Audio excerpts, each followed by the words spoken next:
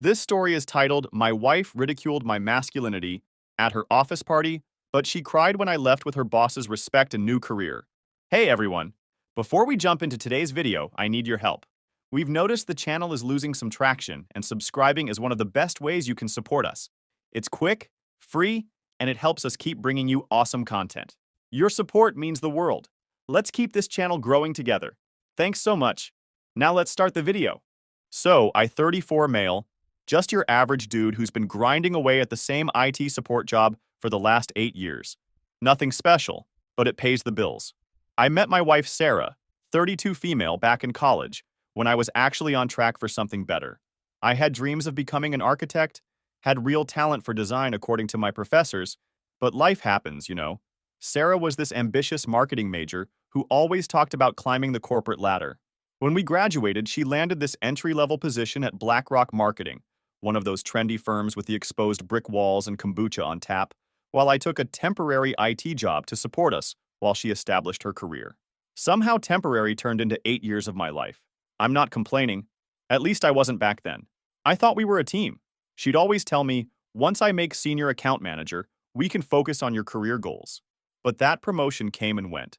Then the next one. And somehow my dreams kept getting pushed to maybe next year. I was making decent money, but nothing compared to what she was pulling in once she started moving up. And she never let me forget it. Our apartment was filled with stuff she picked out. My gaming PC was relegated to a tiny corner of the spare bedroom she called her home office, even though she barely used it. When I tried to hang some of my old college architectural sketches, she said they didn't match our aesthetic and replaced them with generic abstract art from some overpriced boutique downtown. So I'm standing there adjusting my tie for like the 5th time in our bathroom mirror, getting ready for Sarah's annual office party. Not just any party. This was the first one since she'd been promoted to Director of Client Relations. My stomach was in knots. These corporate things always made me feel like an imposter. "Mike, are you seriously still getting ready?" she called from the bedroom, that little edge in her voice that made me feel about 2 inches tall. "We can't be late. Jordan Billings will be there. He's the CEO, remember? I've told you like 1,000 times." "Almost done," I replied, smoothing down my new suit. The one I dropped $800 on, just so she wouldn't give me that look she always did when I wore my old one. That, "my husband is such a project" look she'd shoot to her friends when she thought I didn't notice. The whole drive there, she kept coaching me like I was a child. "Remember to mention your project management certifications if anyone asks what you do. And please try to be more assertive than last time. You just stood in the corner like a statue." Each suggestion felt like a tiny paper cut. Small but painful. "And don't bring up that Star Wars crap you're always talking about. Nobody cares about your theories on whatever those wizard people are called." "Jedi," I corrected automatically, immediately regretting it when I saw her roll her eyes. Whatever. Just try to seem interested in marketing for once. I just nodded and promised to make her proud, like always. But inside, something was already shifting. I was tired. So damn tired of being the supporting character in the Sarah show. The event space was at some fancy hotel downtown. All glass and modern art with people who looked like they'd never eaten fast food in their lives. I recognized a few faces from previous functions, but mostly felt like a complete outsider. Like I was wearing a costume in some play I never auditioned for. Sarah quickly spotted her colleagues and pulled me along, her hand gripping my elbow so tight I thought it might bruise. "There's Kevin's group from marketing," she whispered. "Let me do most of the talking. Just smile and nod." Things went okay at first. I smiled when I was supposed to, laughed at inside jokes I didn't understand, and kept her sparkling water glass filled. Then her boss Ryan approached with Jordan Billings, the CEO, and I could literally feel Sarah's nails dig deeper into my arm. "Your quarterly numbers were exceptional," Jordan said to Sarah. "We need more of that killer instinct in the company. The way you handled the Miller account, brilliant." She was beaming like someone had just handed her $1 million. "Thank you, sir. I believe women need to push boundaries in this industry. We can't let the old boys club hold us back." She threw in that feminist angle she always used around her bosses, even though at home she'd make me kill the spiders and take out the trash because those were man jobs. Then the conversation shifted to some rock climbing retreat the company had organized. Several executives had participated, including Sarah. "Your wife was fearless on that cliff face," Ryan remarked to me. "What about you? Do you share her adventurous spirit?" Before I could even answer, Sarah let out this fake laugh she always uses when she's trying to impress someone. "Mike? Oh God, he gets vertigo standing on a stepladder." I'm definitely the risk taker in our marriage. He's more of a support person. A few chuckles rippled through the group, but I felt my face burning with humiliation. The CEO smiled politely. Nothing wrong with being cautious. Different strengths and all that. But Sarah wasn't done. It's beyond caution, she continued, completely oblivious to how uncomfortable I was feeling. Remember when we had that mouse in the apartment last month? She pantomimed trembling, and everyone laughed harder. He stood on the kitchen table screaming until I got home to deal with it. I took a huge sip of my sparkling water, wishing I could just disappear. That wasn't even how it happened. The mouse had startled me, and I jumped, but her version made me sound pathetic. And when we go camping, he won't sleep without an air mattress and insists on staying at sites with full bathroom facilities. Not exactly the rugged outdoorsman. She looked around at her colleagues. I swear, sometimes it's like having another child instead of a husband. But he's so good with computers. She patted my arm condescendingly. Jordan's expression changed. His eyes shifted to me with what looked almost like sympathy. Ryan cleared his throat, obviously sensing the conversation had gone too far. Actually, Ryan intervened, I was talking with Mike earlier about his architectural hobby. Those 3D designs he showed me were impressive. I hadn't mentioned any architectural hobby. I didn't even know Ryan knew my name until that moment, but I recognized he was trying to rescue me and felt this weird connection with this guy I barely knew. Sarah looked confused. Architecture? He doesn't. Perhaps you could send me some of those renderings, Ryan continued smoothly, cutting her off. I've been thinking about redesigning my lake house. The conversation moved on to vacation properties, but the damage was done. I stood there feeling like my soul had left my body.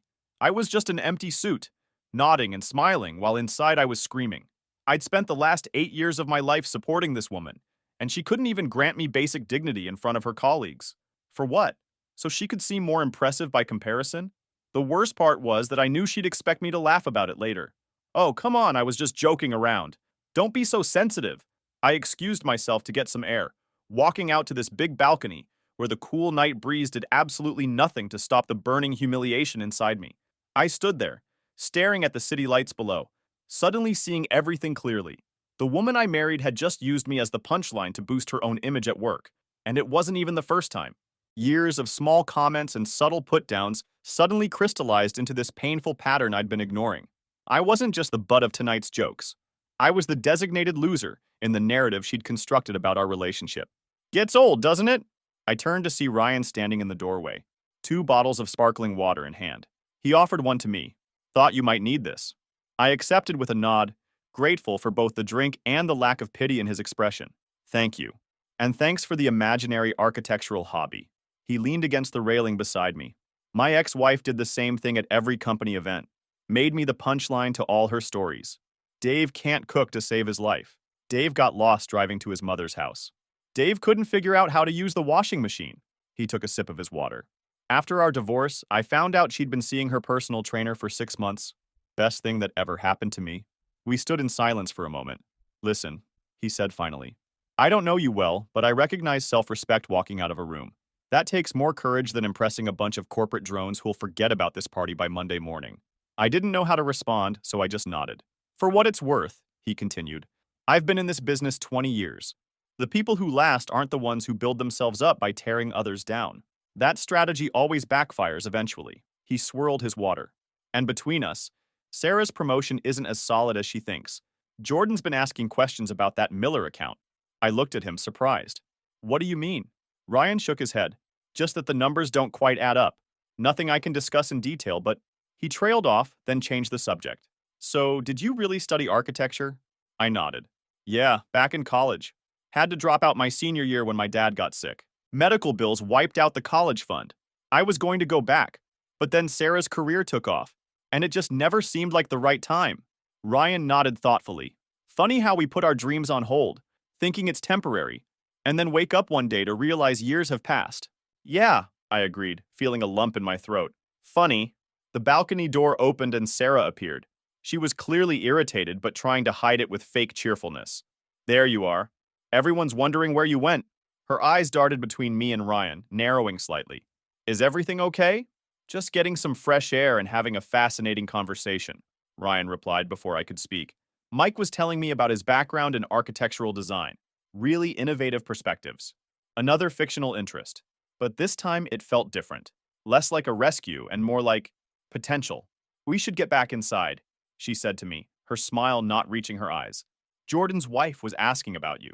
Actually, I said, finding my voice at last, I think I'm going to head home. Her smile vanished. What? You can't leave now?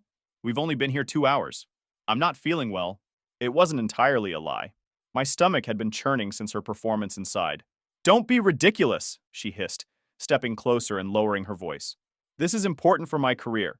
You can manage a few more hours. Stop being so sensitive. Ryan cleared his throat. Perhaps I should give you two a moment, he said, but made no move to leave. No need, I replied, setting down my water bottle. I've ordered an Uber. It should be here any minute. I hadn't, but I would as soon as I got downstairs. This is so typical, Sarah said, her whisper sharp enough to cut glass. The one time I need you to be supportive, you're running away because your feelings got hurt. I swear, men are so fragile sometimes. Something shifted inside me then, a quiet certainty replacing the confusion and hurt. I straightened my shoulders and looked directly at Sarah. I've supported you through 3 promotions, 2 career changes, and countless late nights at the office. I've attended every function, remembered every colleague's name, and never once complained about being left alone at holidays when you had to work. I put my own dreams on hold for 8 years while you built your career. I took a breath. But tonight, you didn't ask for my support. You used me as a prop to make yourself look better. Her face flushed. You're overreacting. It was just harmless joking around. Was it? I asked quietly. Because from where I'm standing, it felt like you were telling everyone that your biggest accomplishment was succeeding, despite being married to such a pathetic loser. Her gaze faltered, dropping to the floor. And in that moment, I saw something I hadn't been looking for. Insecurity disguised as confidence. Fear masked as ambition. I'm going home, I repeated, gentler this time. We can talk tomorrow. As I turned to leave, Ryan extended his hand. Good meeting you properly, Mike. Hope you feel better soon. I shook his hand, surprised by the firm grip and the business card he smoothly passed to me. Call me if you'd like to grab coffee sometime, he said. I mean it, about those designs. The apartment was quiet when I returned. I shed my suit, the expensive costume I'd worn to fit into her world, and stood in the shower until the hot water ran cold, letting it wash away the evening's humiliation. Sleep didn't come easy. I laid awake replaying years of subtle undermining. The way she'd interrupt me when I talked about stuff I was interested in, how she'd roll her eyes when I suggested vacation ideas, the constant little improvements she wanted to make to my appearance, my speech, my hobbies. Like the time I'd spent months building a custom gaming PC, and when I finally got it running perfectly, she'd said, "That's nice, honey. Maybe now you can focus on something productive." Or when I'd excitedly shown her a sketch I'd drawn of our dream house, and she'd replied, "It's cute that you still think about that stuff." Morning brought clarity instead of reconciliation. Sarah hadn't come home. A text message at 6 a.m. told me she'd stayed at Jen's place because she didn't want to continue the argument while emotional. Translation, she was avoiding the consequences of her actions. I called in sick to work, something I rarely did, and spent the day in this weird limbo between anger and possibility. I dug out my old architectural sketches from college, the ones Sarah had deemed not matching our aesthetic, and spread them across the dining table. They weren't half bad, especially the urban renewal project that had won me departmental recognition. By afternoon, I found myself staring at the business card Ryan had slipped me. After hesitating for an hour, I finally sent a text. "This is Mike from last night. Taking you up on that coffee offer if it still stands." His response came quick. "Good to hear from you. 3 p.m. at Steel Bean downtown?" The coffee shop was upscale but not pretentious. Ryan was already seated in a corner booth when I arrived, dressed casually in jeans and a button-down. "Thanks for meeting me," I said, sliding into the seat across from him. "Though I should probably confess I've never shown you any architectural designs." He laughed. "I figured as much, but I wasn't entirely making it up. Sarah mentioned once that you studied architecture in college. Said it was cute that you thought you could make it in that field. That stung. I'd never told her it was cute when she failed at her first 2 marketing jobs." "Yeah, well, it was more than cute to me," I said, pulling out my phone and showing him some photos I'd taken of my old college projects before I left the apartment. I was on track for internships at some decent firms before life happened. Ryan scrolled through the images, his eyebrows raising slightly. "These are actually good. Really good. The spatial awareness, the integration with the surrounding environment. You had a genuine talent." The conversation flowed with surprising ease. He wasn't just being polite or feeling sorry for me, he was genuinely interested in who I was. As we talked, I found myself sharing things I'd kept buried. My abandoned passion for architectural design, The small business plan I'd shelved when Sarah's career took priority, my growing sense of having lost myself in the shadow of her ambition. So all this time, you've just been putting your dreams aside while supporting hers? Ryan asked. I guess I thought that's what marriage was, I admitted. Compromise. Sacrifice. I figured my turn would come eventually. Compromise should go both ways, Ryan pointed out. When was the last time she sacrificed something for your dreams? I couldn't answer that, because the truth was, she never had. Why did you really ask me here? I finally questioned after a second coffee. Corporate loyalty would suggest you should be taking her side. He considered this, tapping his fingers thoughtfully on the table. Corporate loyalty is overrated. Human decency isn't. What I saw last night wasn't someone building up a team. It was someone stepping on another person to appear taller. He paused. Plus, I recognized something in you that reminded me of myself 15 years ago. Sometimes people need a nudge to remember who they are. Before we parted, he made an unexpected proposition. My team's working on a new downtown development project, mixed-use building with residential and commercial space. Given your background in architecture, would you be interested in reviewing some of the preliminary designs? Fresh eyes can spot things we've missed, and it might be therapeutic. I was stunned. I don't have any professional qualifications. My design experience is theoretical at best. Sometimes theoretical is exactly what we need. No pressure. Just take a look and give me your honest thoughts. He slid a thumb drive across the table. Use a new email address to send feedback. This is under the radar. I don't need Sarah knowing I'm consulting with her husband. That evening, after Sarah returned with a carefully rehearsed apology that included phrases like work stress and didn't mean to embarrass you, but never actually acknowledged what she'd done, I sat down at my long-neglected desk and plugged in the drive. The designs were ambitious, a blend of modern and historical elements that would transform a neglected corner of downtown. I lost myself for hours, examining renderings, making notes, sketching alternatives. For the first time in years, I felt my mind fully engaged, neurons firing with creative energy that had too long been dormant. I barely noticed when Sarah came in, hovering uncertainly at the threshold of our home office. "What are you working on so intently?" she asked, her voice carefully neutral. I didn't look up. "Just a project?" She moved closer, trying to see the screen. "Work project? Since when does IT support need architectural renderings?" I closed the laptop, feeling a strange new boundary forming between us. "It's personal." Her face registered confusion, then concern. "Personal? What does that mean?" Her eyes narrowed. "Are you talking to someone else?" The implication was clear. In her mind, the only personal project I could have would be an affair.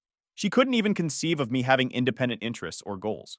"I'm exploring some possibilities," I said vaguely, enjoying for once being the one with information she wanted. She hovered for another minute, clearly expecting me to elaborate, but I stayed silent. Finally, she retreated, and I realized something had fundamentally shifted.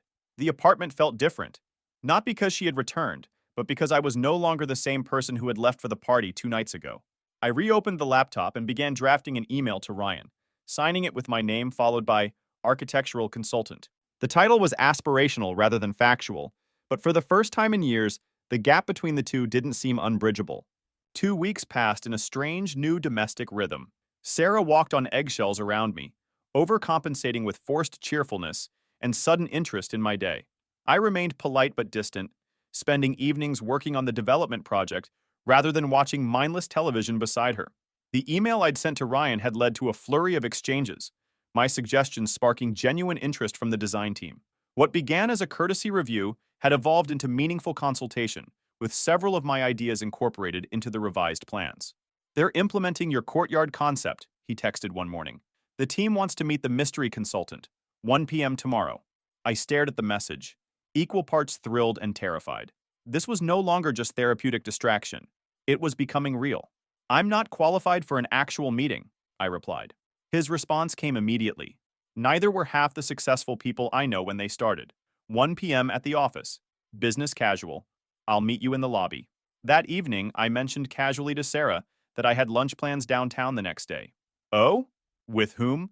She tried to sound merely curious, but I caught the sharp edge of suspicion. "A potential client," I answered. Not quite lying, but not elaborating that her boss was my contact. "A client for what?" she asked, setting down her fork.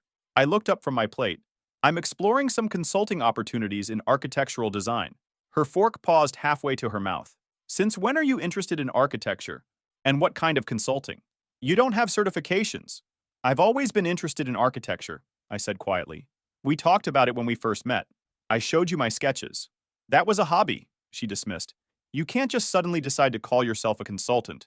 Actually, you can, I replied, especially when people value your input. I closed my laptop and stood up. I need to prepare for tomorrow. I could feel her staring at my back as I walked away, trying to process this new version of her husband, one who had interests and ambitions beyond supporting her career. The next morning, I dressed in my best business casual outfit, not the suit she'd picked out for me, but clothes I actually felt comfortable in. As I was about to leave, Sarah appeared in the doorway. Who exactly are you meeting with? She demanded, no longer hiding her suspicion. A development team interested in my design perspective, I replied, grabbing my portfolio, the one I'd spent all night putting together, complete with my old college work and new ideas for the downtown project. This doesn't make any sense, she insisted. You work in IT. You've always worked in IT. I worked in IT to support us while you built your career, I corrected her. But that was never my passion. You knew that. As I headed for the door, she called after me. Is this about the party? Are you trying to punish me? I paused, my hand on the doorknob. Not everything is about you, Sarah. This is about me reclaiming something I lost. The corporate headquarters was intimidating. 60 floors of gleaming glass and steel. I adjusted my blazer in the lobby, questioning my sanity for agreeing to this meeting. What did I think I was doing? Playing at being a professional in a world I didn't belong in? Right on time, Ryan appeared, greeting me with a firm handshake. Ready to impress some people? The meeting room contained 5 people, all dressed in that understated, expensive way that signaled serious success. My hands felt clammy, as I was introduced simply as the consultant who solved our courtyard challenge. Walk us through your thinking, a gray-haired woman prompted, gesturing to the renderings projected on the wall. I took a deep breath and began explaining the issues I'd noticed with the original design, the shadowing problems at certain times of day, the wind tunnel effect the building orientation would create, the missed opportunity for green space that would increase property values and tenant satisfaction. As I spoke, my voice grew steadier. I fielded questions, sketched alternatives on the digital whiteboard, and found myself in a spirited debate about the merits of various materials. For 90 minutes, I forgot to be intimidated. I forgot I wasn't formally qualified. I just lost myself in the pure pleasure of creative problem-solving. When the meeting concluded, the gray-haired woman, who turned out to be the firm's senior partner, approached me directly. Your perspective is refreshing, she said. Most consultants tell us what we want to hear. You told us what we needed to know. She handed me her card. We have another project breaking ground in 3 months. Would you be interested in a more formal arrangement? I felt dizzy with possibility. I would need to think about it, of course, but don't think too long, she smiled knowingly. Talent doesn't need credentials to be valuable. That evening, I was going through the meeting notes when Sarah returned from work earlier than usual. Something about her demeanor seemed off, a strange mix of anger and anxiety that raised immediate red flags. How was your meeting? She asked, her voice tight. Productive, I replied cautiously. Why? Imagine my surprise, she said, dropping her bag on the counter with a thud. When I was called into Jordan's office today to explain why my husband is suddenly consulting on the downtown project with my supervisor. And there it was, the moment of truth. I didn't realize I needed your permission to pursue professional opportunities, I said quietly. Don't play dumb, Mike. You deliberately kept this from me. Do you have any idea how this makes me look? Like I can't keep my own husband in line? Keep me in line? Those words hit me like a slap. Is that how you see our marriage? I asked, genuinely shocked. That I'm someone you need to keep in line? You know what I mean, she backpedaled. It just looks weird. People are talking. About what? That your husband might have talent and value outside of being your supportive spouse? That's not fair, she protested. I've always supported your interests. My interests, I repeated. Not my career, not my ambitions, my cute little hobbies that you could pat me on the head for. She threw up her hands. What do you want from me? I said I was sorry about the party. I had too much sparkling wine. I was trying to impress Jordan. I went too far. What more do you want? I want you to understand that this isn't about the party, I explained. The party just showed me clearly what I'd been ignoring. We built a relationship where your dreams were the priority, and mine were the sacrifice. I accepted that arrangement for so long that I almost forgot I had dreams of my own. She reached for my hand, but I stepped back, needing physical distance to maintain emotional clarity. What exactly are you doing with this project? She asked, her voice smaller now. Consulting on architectural elements of a downtown development. And they've asked me to consider a formal arrangement for future projects. Her eyes widened. You're not qualified. You never finished your degree. Apparently, talent and insight matter more than credentials to some people. Her tone shifted, becoming accusatory again. And Ryan arranged all this? Why would he do that? I shrugged. Maybe he recognized something in me. Maybe he just wanted to help. Or maybe he saw how I was treated and decided I deserved better. She flinched as if I'd struck her. So this is about punishing me? Embarrassing me professionally as revenge? Not everything is about you, I said quietly. This is about me rebuilding something I lost. It has nothing to do with revenge.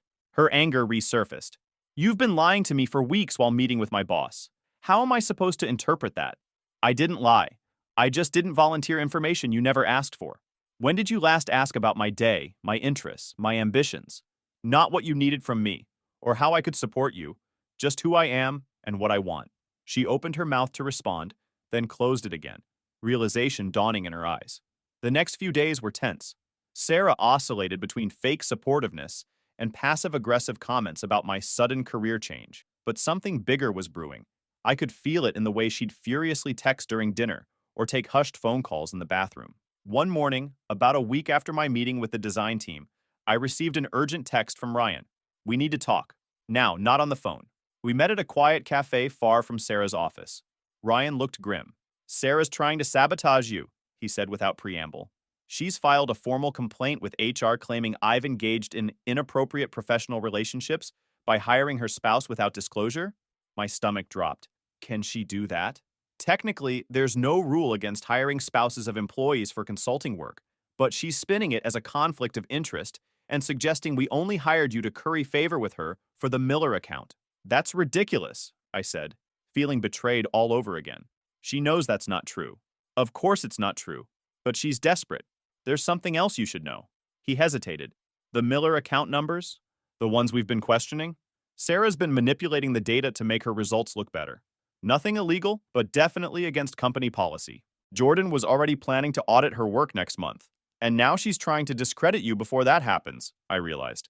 Make it look like you're the one with professional ethics issues. Ryan nodded grimly. Exactly. What can I do? I asked. We need evidence that your hiring was based solely on merit. Your original email critiquing our designs. Did you send that from a personal account that Sarah doesn't have access to? I nodded. I created a new account like you suggested. Good. And your design suggestions predated any knowledge of the Miller account audit? I didn't even know about the Miller account issues until today, I confirmed. Ryan looked relieved. That helps. But there's another problem. Sarah's claiming you've been using insider information she brought home to gain advantage with the project. I felt sick. She's the one who never talks about work at home except to brag. I knew nothing about this project until you showed me. I believe you, but we need to prove it. I thought for a moment. She has a personal journal. She writes in it every night, all her professional victories and strategies. If she's been manipulating data, it might be in there. Ryan frowned. I can't ask you to invade your wife's privacy. It's my apartment too, I said firmly. And if she's trying to destroy my one chance at rebuilding my career just to protect her lies, I think I have a right to defend myself. That night, while Sarah was at her emergency yoga session, which I now suspected was a strategy meeting with her allies at work, I found her journal hidden in her underwear drawer. I felt a twinge of guilt as I opened it, but that vanished as I began to read. It was all there. Her deliberate manipulation of the Miller account data, her strategy to keep Mike focused on supporting my career by discouragingly commenting on his architectural hobby, and most damning of all, entries from the past week plotting to discredit Ryan before he could expose her falsehoods. Ryan thinks he's so clever, using Mike against me, she'd written, but I'll make sure they both regret crossing me. I took photos of the relevant pages, my hands shaking with anger and betrayal. This wasn't just about the party anymore. This was about years of calculated suppression of my dreams to keep me as her supportive sidekick. The next morning, I sent the photos to Ryan with a simple message. Do what you need to do. 2 days later, all hell broke loose. Sarah came home in tears, her face blotchy with rage and humiliation.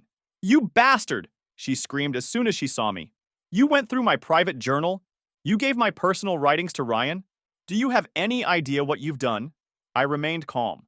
I know exactly what I've done. I defended myself against your attempts to sabotage my career, just like you've been doing for years. They suspended me, she shrieked, pending a full investigation of the Miller account. My reputation is ruined. Your reputation? I laughed bitterly. You mean the reputation you built by lying about your results and stepping on others? That reputation? She collapsed onto the sofa, suddenly shifting tactics. Tears flowed as she looked up at me with those manipulative eyes I once found irresistible. Mike, please, she begged. You have to help me. Tell them you misunderstood. Tell them I never meant to hurt your career. You know how important this job is to me. To us. To you, I corrected. It was only ever important to you. And you were willing to destroy my one chance at reclaiming my passion to protect your lies. I can fix this, she pleaded. I'll tell everyone how proud I am of your architectural work. I'll support your career change completely. We can move past this. I sat down across from her, suddenly feeling nothing but pity. Sarah, do you even hear yourself? Even now, you're only offering to support me because you need something. That's not how partnerships work. What are you saying? She whispered, fear replacing manipulation in her eyes. I'm saying I'm done being your supporting character. I've accepted a formal consulting position with the downtown development. I start next week. And us? She asked, her voice small. There is no us anymore, I said gently. I've already packed my essentials. I'm staying with a friend until I find my own place. You can't just leave, she cried, suddenly desperate. We can work this out. I'll go to therapy. I'll do whatever it takes. I shook my head. I've spent 8 years hoping you'd see me as an equal partner with my own dreams. It took you facing consequences for your actions to even offer that. And only because you need my help. That's not love, Sarah. That's just self-preservation. Her face hardened, the mask of vulnerability dropping away. Fine, leave. But don't think this is over. I still have friends at the company. They'll see through whatever lies Ryan fed them. They're not lies if they're backed by evidence, I reminded her. Your own words, Sarah, in your own handwriting. She stood up, her eyes blazing. You think this makes you some kind of man? Sneaking around behind my back? Going through my private things? You're nothing without me. Nothing. Who do you think paid for most of this apartment? Who kept us afloat when your pathetic IT job had layoffs 3 years ago? I picked up my duffel bag, surprisingly calm in the face of her rage. I guess we'll find out who I am without you. That's what scares you the most, isn't it? The idea that I might actually succeed on my own. As I reached the door, she called after me, her voice suddenly small again. Mike, please, I love you. I paused, feeling a strange mixture of sadness and freedom. I think you love the idea of me, the supportive husband who never challenges your spotlight, but that person doesn't exist anymore. The door closed behind me with a soft click that somehow felt more final than any slam could have. It's been 6 months since I walked out of that apartment and my old life. The downtown project is nearly complete, with my courtyard design becoming one of the development's signature features. I've been hired as a full consultant on 2 additional projects, and I'm taking night classes to finally complete my architecture degree. I wish I could say the transition was smooth, but Sarah didn't go down without a fight. She tried to turn mutual friends against me with stories about how I'd abandoned her during a minor work issue. She even showed up at my new apartment once, alternating between tears and threats. But the strangest part came 3 months after our separation, when the company's investigation was complete. Sarah was fired for data manipulation, and on her way out, she apparently had a complete meltdown in the lobby. According to Ryan, who witnessed the whole thing, she screamed that everyone would be sorry when she revealed the truth about the conspiracy against her. 2 days later, I received a desperate email from her. Mike, I need your help. They've destroyed my reputation in the industry. No one will hire me. I know I made mistakes, but I didn't deserve this. You know how hard I worked. Please, if you talk to Ryan, tell him I've learned my lesson. Tell him I deserve a second chance. I have nothing without this career. Please. I didn't respond. After 8 years of putting her needs first, I was finally focusing on my own path. Last week, I heard from a mutual friend that Sarah had to move back to her parents' house in Ohio. Her LinkedIn now lists her as a marketing consultant, which usually means unemployed. Meanwhile, the senior partner at Ryan's firm has offered to sponsor me for an accelerated architecture program that would complete my credentials within a year. Sometimes I feel guilty about how things ended. I never wanted revenge. I just wanted respect and the chance to pursue my own dreams. But then I remember all those years of subtle put-downs, the party humiliation, and her willingness to destroy my opportunity just to save herself. The guilt fades pretty quickly after that. The greatest revenge wasn't exposing her lies or watching her career implode. It was reclaiming my own potential, the part of myself I'd almost forgotten existed. And no matter what happens in my new career, I'll never again make myself small to make someone else feel big. If you're reading this and recognize yourself in my story, if you've been putting your dreams on hold while supporting someone who doesn't support you back, Know that it's never too late to rediscover who you were meant to be. Sometimes the hardest part isn't fighting against others' perception of you. It's fighting against the limited version of yourself you've come to accept. Edit. Holy shit. This blew up overnight. Thanks for all the awards and supportive comments. To answer some common questions. 1. Yes, I did feel bad about going through her journal, but considering she was actively trying to destroy my career opportunity and had been manipulating me for years, I think it was justified. 2. No, I don't think all ambitious women are like Sarah. This isn't about gender. It's about one person using another as a stepping stone. 3. For those asking for pics of the courtyard design. Sorry, I'd rather not share anything that could potentially identify the project or company. 4. And yes, the divorce is in process. My lawyer says her attempts to claim half the value of my new consulting contracts won't hold up since they all came after separation. Thanks again for the support, Reddit. Sometimes you need strangers on the internet to confirm you're not crazy for standing up for yourself.